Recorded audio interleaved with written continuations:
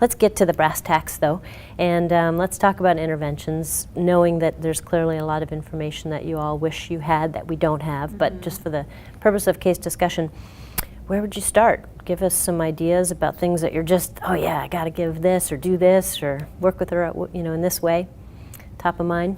Well, I'll go back to what Sheila was talking about early on with food. I mean, goodness. I mean, with my training and background in nutrition and looking at what she's eating a lot of brown, yellow, and white foods. Right. It's a very lackluster, colorless diet. And the fact that her skin is being exposed to all this UV and she doesn't have the protective phytonutrients, a lot of the carotenoids and other things, I started thinking along those lines, and it could help her to feel better and reduce her anxiety. And there's such a strong connection and correlation between food and mood.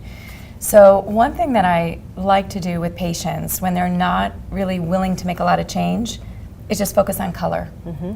So I'll just say to her, how about we focus on eating the rainbow of colors? Because when I'm looking at right here, looking at your different foods, and sometimes I'll take a marker or different colored markers and I'll just draw lines of color through the foods that they're eating and just kind of step back and say, a lot of brown, a lot of yellow.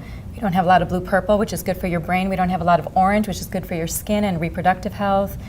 So I might take it very basic, especially if she's coming from the realm of still thinking that a low-fat diet is the way to go.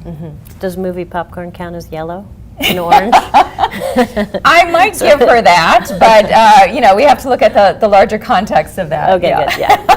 The BPA in the lining of the bag I know, doesn't like help. Right, movie popcorn is really Bad. toxic and poor oils super high in that they saturated use. fat. Yeah.